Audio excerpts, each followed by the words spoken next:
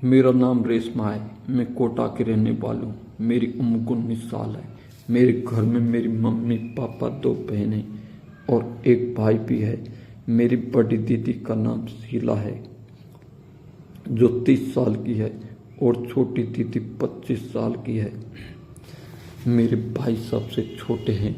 हम लोग एक गरीब परिवार से हैं। हम तीनों बहनें काफ़ी खूबसूरत हैं। मेरी बड़ी दीदी की शादी एक मैनेजर से हुई थी।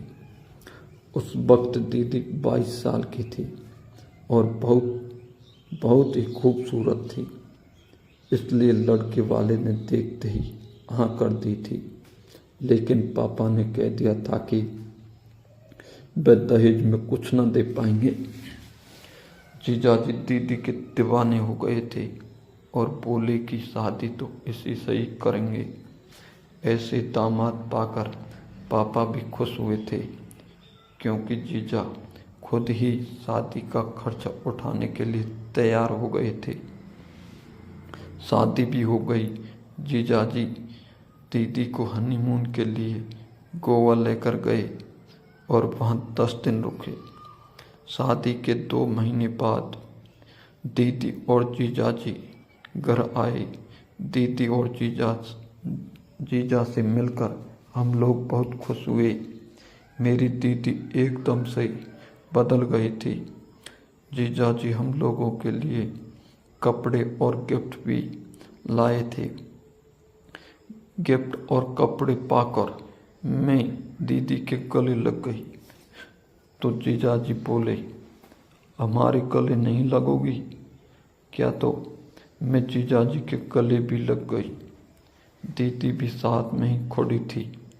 वे बोली, बस कीजिए, अब छोड़ दीजिए, छोटी है। फिर हम सब ने डिनर किया और सोने का वक्त हो गया।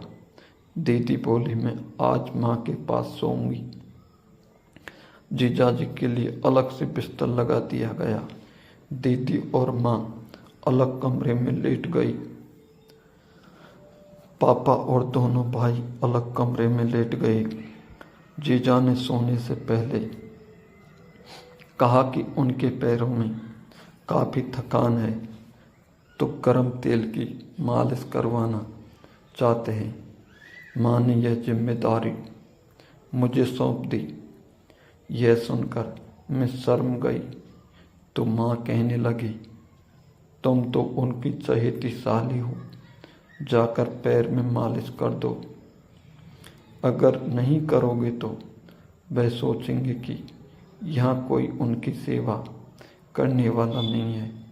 इसलिए मैं तेल गरम करके उनके पास मालिश करने चली गई।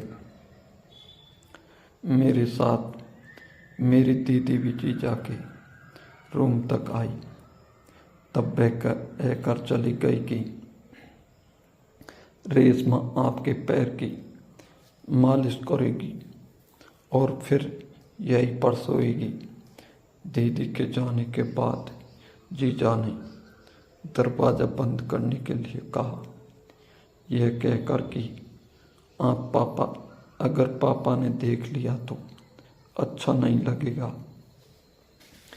मैंने उठकर दरवाज़ा बंद कर दिया।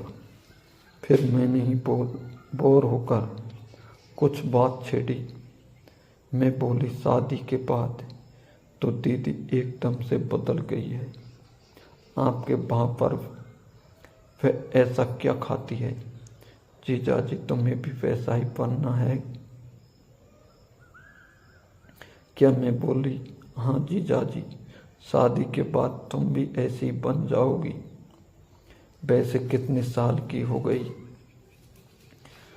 मैं बोली, 19 साल की जीजाजी।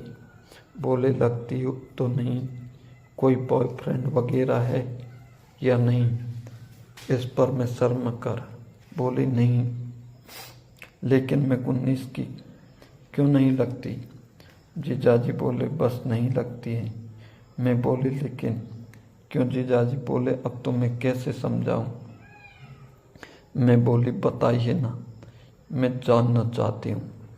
जीजाजी बोले, ठीक है, लेकिन वादा करो कि यह बातें तुम किसी से नहीं कहोगी, तभी मैं बता सकता हूँ।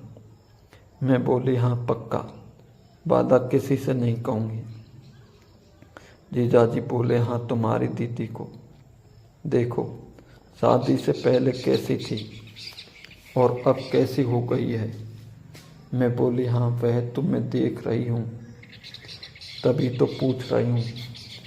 मैं शर्मा तो रही थी, फिर भी कह दिया नहीं आप बताएं। फिर वह बोले तुम दरवाजे की कुंडी लगा दो लो, ताकि कोई डिस्टर्ब ना करे, फिर मैं तुम्हें ज्ञान दूंगा। मैं जाने लगी तो बोले एक बार सबको देखाओ कि सब सो गए हो। मैंने जाकर चेक किया तो सब सो चुके थे। जल्दी से मैं जीजा के पास पहुंची और उन्होंने मुझको सब बताया और फिर प्रैक्टिकल करके भी दिखाया।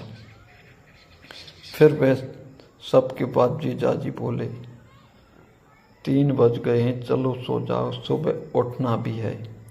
फिर मुझे कब नींद आई मुझे पता नहीं चला। दोस्तों कैसी लगी कहानी, और हमारे चैनल पर नए हो तो हमारे चैनल को सब्सक्राइब कर दें। मिलते हैं अगली वीडियो में, तब तक के लिए जय हिंद।